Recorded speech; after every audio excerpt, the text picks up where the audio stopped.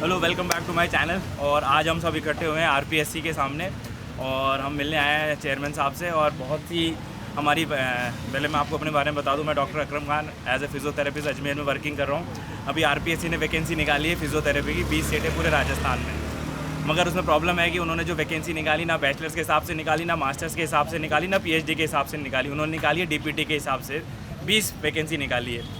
मगर उसमें प्रॉब्लम यह है कि डीपीटी तो कोर्स बंद हुए हुए भी कम से कम तकरीबन 20-22 साल हो गए। 1988 या 90 के बाद में डीपीटी हमारे इंडिया में वैलिड नहीं रहा, तो बैचलर्स के अकॉर्डिंग वैकेंसी निकालनी चाहिए थी। तो इसी मोटिव के हिसाब से आज हम आरपीएससी चेयरमैन साहब से अपॉइंटमेंट लिया है अभी हमने, और आरपीएससी चेयरमैन साहब से मिलने जा रहे हैं, सेक्रेटरी साहब से मिलने जा रहे हैं और ज्ञापन देने आए हैं हम कि इस जो वैकेंसी जो निकली है वो डीपीटी से नहीं, बीपीटी के हिसाब से हो, एमपीटी के हिसाब से हो या पीएचडी के हिसाब से हो। तो इसलिए हम मिलने आए हैं। तो आज हमारे साथ बहुत से साथी मौजूद हैं हमारे, तो आप इनसे बात कराता हूँ मैं, ये कहाँ से आए हैं। और पूरे राजस्थान से हम लोग इकट्ठे हुए हैं, खासकर मैं तो अजमेर से ही हूँ, बाकी देखते राजस्थान में ये लोग कहाँ से आए हैं। सर बताइए, कहाँ से आए हैं आप? मेरा नाम डॉक्टर संजय कुमावत है और मैं Rajasthan chartered association of physiotherapy का प्रदेश अध्यक्ष हूँ। और आज ये आरपीएससी ने जो वैकेंसी निकाली है 20 पदों पे, उसकी जो शैक्षणिक योग्यता है वो 10th प्लस डिप्लोमा रखा है। तो उसके लिए हम लोग आज सेक्रेटरी साहब से और चेयरमैन के साहब के नाम से ज्ञापन सौंपेंगे और हमारे जो राजस्थान के तमाम जो फिजियोथेरेपिस्ट हैं उनके मुद्दों और इसकी शैक्षणिक योग्यता में बीपीटी प्लस 12th के हिसाब से इसको निकाला जाए। तो अभी हमारी मीटिंग है, हम जा रहे हैं और उसके बाद में जो भी बात होगी वो आके हम बात बताएंगे कि क्या हुआ क्या नहीं। तो आप पदों को इंक्रीज़ करने के लिए भी चेयरमैन साहब से बात करेंगे? हाँ, चेयरमैन साहब से बात करेंगे। और हमारी वैसे तो मेडिकल डायरेक्टर में और स्टेट काउंसिल के जो सेक्रेटरी साहब उनसे हमारी बात हुई है और हमने ज्ञापन जयपुर में भिजवा रखा है कि जो 20 पद है ये ना के बराबर है और राजस्थान के अंदर हज़ारों की संख्या के अंदर बेरोजगार फिजियोथेरेपिस्ट है। बिल्कुल, तो उसके लिए हम काफ़ी लंबे समय से हम प्रयासरत हैं और हम चाहते हैं कि वैकेंसी कम से कम 500 या 1000 पदों पर निकलें जी, ताकि जो बेरोजगार है उनको रोजगार मिल सके। तो आप कहना चाहेंगे डीपीटी कब से बंद हुआ और इन्होंने बैचलर की वैकेंसी क्यों नहीं निकाली? ये डीपीटी जो कोर्स है वो 1988 के अंदर राज्य सरकार ने बंद कर दिया था, लेकिन उसके बाद में अभी तक रूल अमेंडमेंट में हुआ नहीं है 1965 के। तो हमने काफ़ी प्रयास किए थे, उस टाइम पे हो गए थे 2022-23 के अंदर। हमारे पास में आरपीएससी का लेटर भी, उन्होंने भी शैक्षणिक योग्यता के संशोधन के लिए प्रस्ताव पारित किया था, लेकिन हुआ नहीं। उसकी वजह से हम अभी बात करेंगे कि क्यों नहीं हुआ। तो सर इससे पहले भी तो वैकेंसी आई होगी, उसमें क्या शैक्षणिक योग्यता मानी गई थी? उसमें ये 10th प्लस डिप्लोमा रखा था उसके अंदर भी। अच्छा, तो लास्ट टाइम भी हम आए थे पर उनके ज्ञापन देने के लिए, बट अब सरकारी मामला है तो हम दोबारा आए हैं ज्ञापन देने के लिए। सर कहाँ से आए हैं सर आप? जयपुर से। जयपुर से आए। चलो फिर आप मिल के आइए, फिर हम बात डिस्कस करते हैं कि कैसा रहा क्या है। चलो फिर मैं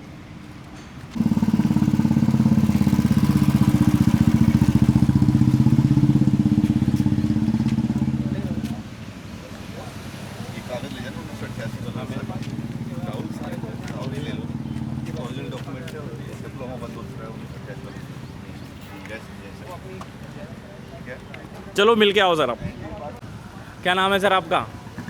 मैं डॉक्टर जी शर्मा एसएमएस में पोस्टेड हूँ, फिजियोथेरेपिस्ट हूँ, फिजियोथेरेपी डिपार्टमेंट से। RRC department. RFC department. आपका सर क्या नाम है? डॉक्टर दीपेंद्र गुजर है, मैं ऑक्यूपेशन थेरेपिस्ट आरआरसी एसएमएस सब जयपुर से। आपका क्या नाम है सर? सर आशीष शर्मा जयपुर से। सर आप? डॉक्टर केशव चौधरी, मैं भरतपुर से। भरतपुर से। अरे सर बहुत बढ़िया बढ़िया। तो आज हमारे साथ बहुत सारे फिजियोथेरेपिस्ट, ऑक्यूपेशनल थेरेपिस्ट आए हैं और बड़ी गर्व की बात है कि इतनी दूर दूर से लोग आके आरपीएससी चेयरमैन और सेक्रेटरी साहब से मिलने आए हैं। और उसके बारे में हम एक आवाज़ उठा रहे हैं कि जो डीपीटी था उसको बैचलर्स में कन्वर्ट क्यों नहीं किया इतने सालों में, और अब उसकी जो वैकेंसी निकली है मात्र मतलब 20 वैकेंसी निकली पूरे राजस्थान में। और कई कॉलेज है राजस्थान में, कई डीम्ड यूनिवर्सिटी है जिसके अंदर बैचेस चल रहे हैं फिजियोथेरेपी के, मगर सरकारी नौकरी के मामले में सिर्फ चुल्लू भर सीटें, मतलब चुल्लू भर पानी होता है ना, उतनी सीटें निकाली हैं, और वो भी डीपीटी की। तो फिर देखते हैं, अभी चेयरमैन साहब से मुलाकात होती है, उसके बाद हम क्या होता है मिलते हैं। क्या कहना चाहोगे सर उसके मामले में? सर कहना चाहूँगा कि देखो बीपीटी कोर्स वो अभी 5 साल का कर दिया है। तो अभी पहले डीपीटी था, तो उसको गवर्नमेंट ने निकाला कि सिर्फ डिप्लोमा का, अब तो बीपीटी करना चाह। तो 5 साल के जरिए और वैकेंसी निकले, अभी 20 वैकेंसी निकाली है, तो कम से कम 100-500 वैकेंसी निकले। तो आप क्या कहना चाहोगे उन यूनिवर्सिटीज़ और डीम्ड यूनिवर्सिटीज़ और सरकारी जो गैर सरकारी कॉलेज में ही होती है वैसे फिजियोथेरेपी, सरकार में तो फिजियोथेरेपी की कोई सीट्स है क्या नहीं है? बिल्कुल सर, जितनी सीटें राजस्थान में बढ़ी है फिजियोथेरेपी की और जिस हिसाब से नौकरी है उसके बारे में क्या कहना चाहोगे?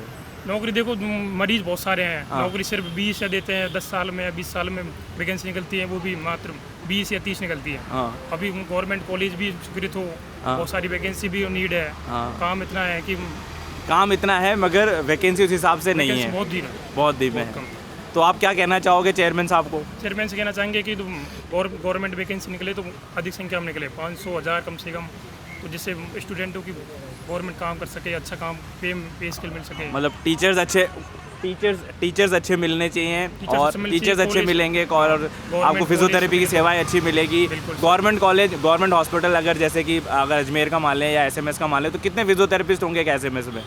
अकॉर्डिंग टू संभाग का सबसे बड़ा अस्पताल है राजस्थान का, SMS में ओनली सिर्फ 16 फिजियोथेरेपिस्ट हैं, और PMR डिपार्टमेंट के अंडर में आते होंगे। बिल्कुल PMR के अंडर आते हैं। इतने बड़े अस्पताल में सिर्फ 16 फिजियोथेरेपिस्ट है, क्या कहना चाहेंगे आप इनके बारे में, बताएं।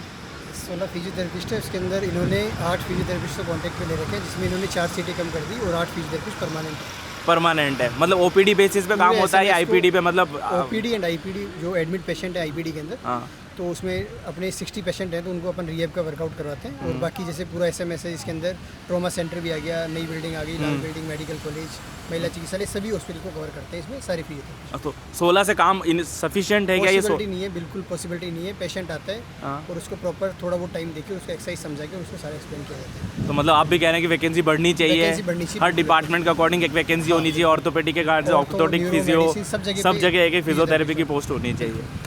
तो ये हमारे जयपुर से आए हुए, भरतपुर से आए हुए फिजियोथेरेपिस्ट है जिनकी डिमांड है कि भाई हर डिपार्टमेंट के अकॉर्डिंग फिजियोथेरेपिस्ट असाइन होना चाहिए और उसके अकॉर्डिंग ही वैकेंसी निकलनी चाहिए हर डिपार्टमेंट की, क्योंकि हर फील्ड में फिजियोथेरेपिस्ट की रिक्वायरमेंट है, भले वो ऑर्थोपेडिक हो, भले न्यूरोलॉजिकल कंडीशन हो, भले पीडियाट्रिक हो, भले ऑब्स गायनी हो, भले ही और भी जो दूसरे डिपार्टमेंट जो हॉस्पिटल में अवेलेबल है, जैसे कैंसर में भी आजकल फिजियोथेरेपी का बहुत इंपॉर्टेंट रोल हो गया है। तो उस हिसाब से सारी चीज़ें फिजियोथेरेपी की जो वैकेंसी निकली है इन सब डिपार्टमेंट को देखते हुए निकलनी चाहिए। चलो और बात करते हैं हम दूसरे फिजियोथेरेपिस्ट से जो अभी अंदर गए हैं अपना ज्ञापन देने के लिए, और फिर मिलते हैं आपसे।